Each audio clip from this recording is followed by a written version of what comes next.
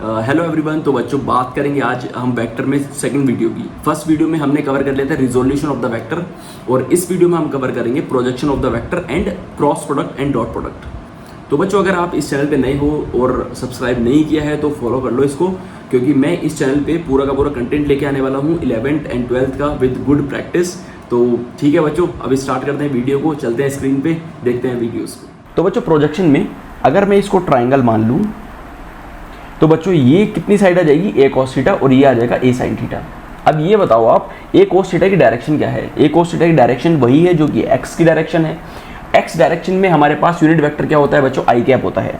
तो बच्चों ये क्या हो जाएगा, अगर मैं पूछूं आपसे projection of A vector on x axis, तो मैग्नीट्यूड हो गया ये और डायरेक्शन हो गई ये, तो मिलके हो गया आपके पास A cos theta i cap. Projection of A on x axis, projection of A on y axis क्या होगा बच्चों, मैग्नीट्यूड आपको पता है ए साइन थीटा, डायरेक्शन क्या होती है बच्चों, जे कैप होती है, तो ये आ जाएगा। बहुत सिंपल है। चलो अब हम डालते हैं ए का प्रोजेक्शन बी वेक्टर पे। अभी हमें पता था, अभी डायरेक्शन एक्स और वाई में डायरेक्शन हमें पता था, बी में डायरेक्शन कैसे पता करेंगे उस क्वेश्चन को देखते हैं।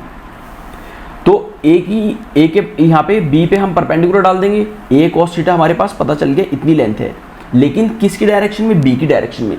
बी की डायरेक्शन कैसे निकालते हैं बच्चों, बी की डायरेक्शन होती है बी कैप, सिंपल चीज।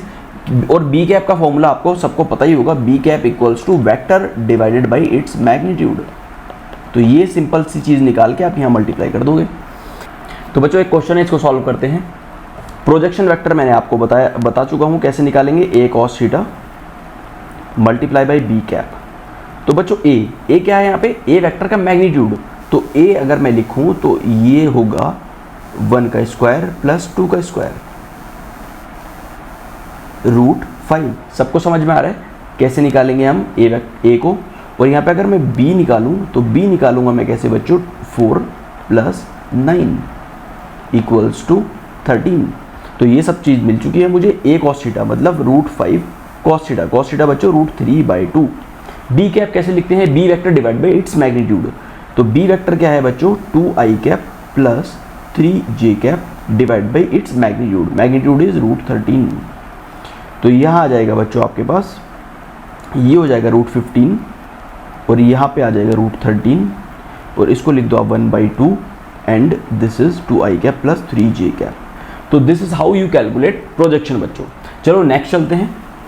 नेक्स्ट है हमारे पास बच्चों प्रोडक्ट। तो प्रोडक्ट होते हैं हमारे पास दो टाइप के, एक होता है डॉट प्रोडक्ट, एक होता है क्रॉस प्रोडक्ट। डॉट प्रोडक्ट को लिखने का तरीका कैसे है बच्चों, ऐसे डॉट लगा देते हैं बीच में, क्रॉस प्रोडक्ट को एक ऐसे करके क्रॉस लगा देते हैं।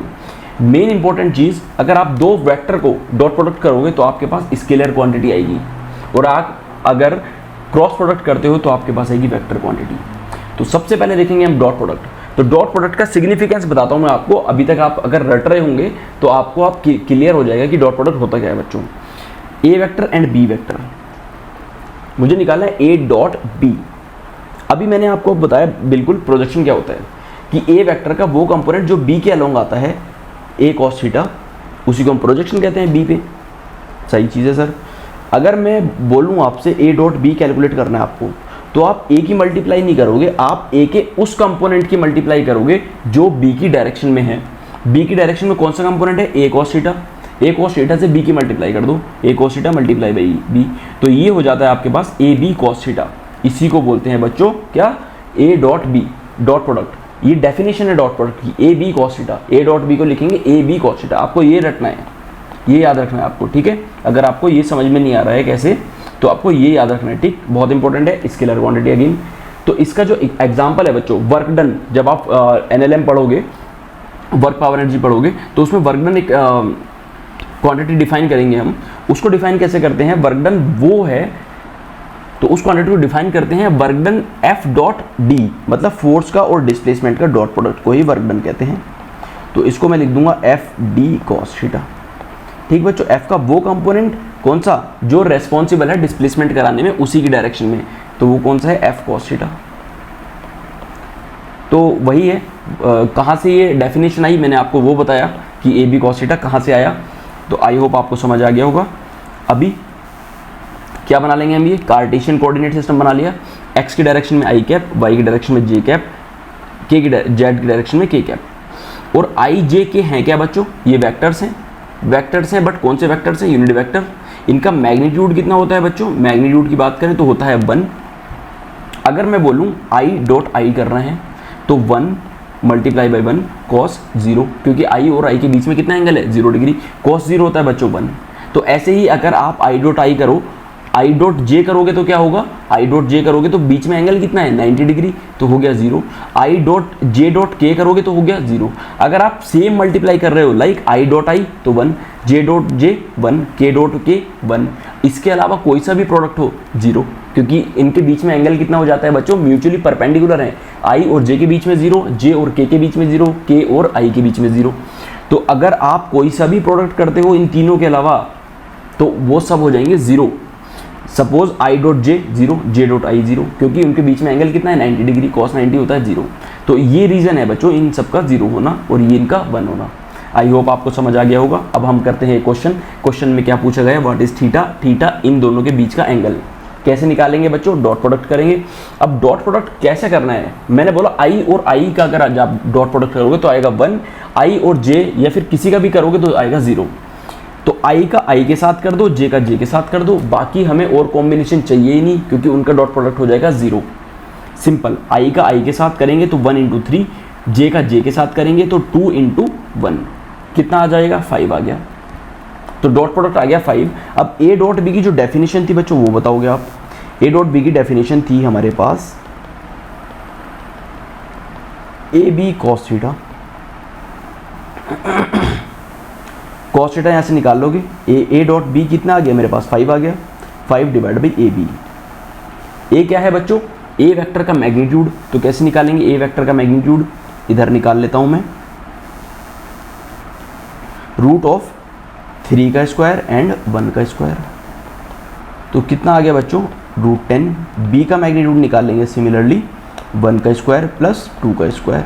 तो बच्चों आ गया ये √5। तो यहाँ मैं रख दूंगा 5 डिवाइड बाई √10 √5। समझ आ गया बच्चों आपको? अब इससे मैं अगर इसको काटूंगा तो ऊपर आएगा √5, नीचे आएगा √10। तो दिस इज 1/√2। तो ये आपका आंसर है। और 1/√2 क्या होता है बताओ? थीटा इक्वल्स टू 45 डिग्री आ जाएगा। आ गया? तो ऐसे करके बच्चों हम कैलकुलेट कर सकते हैं कॉस थीटा की वैल्यू। दो वेक्टर के बीच में एंगल कैसे कैलकुलेट करते हैं? डॉट प्रोडक्ट की डेफिनेशन लगा दो, आपके बीच में दो वेक्टर के बीच में एंगल आ जाएगा। ठीक, अब बात करेंगे बच्चों क्रॉस प्रोडक्ट की। क्रॉस प्रोडक्ट का जो मीनिंग है, फिजिकल मीनिंग है, वो बताता हूँ मैं आपको यहाँ पे। अगर आप ए क्रॉस बी कर रहे हो, जैसे मैंने दो वेक्टर लिए हैं, ये ए वेक्टर है बच्चों और ये बी वेक्टर है। अगर ए क्रॉस बी करता हूँ ना, ए क्रॉस बी, तो ए वेक्टर को पूरा का पूरा स्वाइप करके जाना पड़ेगा। ये पैरेललोग्राम, इस पैरेललोग्राम को पूरा स्वाइप करना पड़ेगा, ऐसे करके स्वाइप करेगा वो। मतलब स्वाइप करना मतलब पैरेललोग्राम का पूरा एरिया। तो A cross B is area of parallelogram. अब पैरेललोग्राम का एरिया आपको पता है तो हम कैसे लिखते हैं बच्चों? Base multiply by height. तो base multiply by height. Base कितना है बच्चों? ए वेक्टर, तो बेस लिख दूंगा मैं ए वेक्टर। हाइट कैसे कैलकुलेट करूंगा? B sine theta. आपको पता लगेगा ना इस ट्राइंगल में हाइट, तो this is b sine theta. तो बी साइन थीटा कर दिया तो डेफिनेशन आ गई ए बी साइन थीटा। कोई ज़रूरत नहीं है, अगर आपको ये समझ में नहीं आ रहा है तो आपको बस याद क्या रखना है? A b sine theta, cross product a b sine theta. मैंने बोला अगर हम किसी दो प्रोडक्ट को क्रॉस प्रोडक्ट करते हैं तो वो आती है वेक्टर क्वांटिटी। ये तो आ गया सर मैग्नीट्यूड। इसकी डायरेक्शन कहाँ है? इसकी डायरेक्शन कैसे निकालेंगे बताओ? इसकी डायरेक्शन ऑलवेज होगी परपेंडिकुलर टू द प्लेन। कौन सा प्लेन? जिसमें ये दोनों वेक्टर थे, जिसमें ये दोनों वेक्टर थे। सपोज एक प्लेन होगा ना, वो ऐसे करके एक प्लेन होगा, तो इसकी डायरेक्शन जब हम इसको स्वाइप करेंगे तो आप यूज करोगे अपना राइट हैंड थंब रूल। ए को बी से स्वाइप कर दो, ऊपर वाली जो डायरेक्शन आएगी इस प्लेन से वो होगी इसकी डायरेक्शन ए क्रॉस बी की direction, perpendicular to the plane of a and b. Use right hand thumb rule to calculate direction of a cross b. अब जैसे एक प्लेन है बच्चों, ये प्लेन है, ये प्लेन है। अब मुझे कैलकुलेट करना है ए क्रॉस बी। अपना सब राइट हैंड थंब रूल निकालोगे, ए को बी की तरफ को स्वाइप कर दो और ऊपर जो डायरेक्शन आ जाएगी तो यही तो ए क्रॉस बी है। ये परपेंडिकुलर टू प्लेन ही तो होगी। ठीक, ए क्रॉस बी आ गई, आपकी डायरेक्शन भी पता चल गई। मैग्नीट्यूड तो ए बी साइन थीटा लिखते हैं। अगर मैं बी क्रॉस ए लिखता हूँ तो मैग्नीट्यूड तो सेम होगा ना बच्चों, ए बी साइन थीटा, लेकिन इसकी डायरेक्शन जो होगी, अब बी को स्वाइप करोगे आप ए की डायरेक्शन में तो क्या आएगा? डाउनवर्ड आएगा, लेकिन still it is perpendicular to the plane. अब बात करेंगे, कार्टेशियन कोऑर्डिनेट सिस्टम बना दिया हमने, बहुत सही। एक्स की डायरेक्शन में आई कैप, वाई की डायरेक्शन में जे कैप, के की डायरेक्शन में, जेड की डायरेक्शन में के कैप। आई जे के क्या है बच्चों, वेक्टर्स हैं, लेकिन यूनिट वेक्टर है, इनका मैग्नीट्यूड 1 है और तीनों म्यूचुअली परपेंडिकुलर हैं।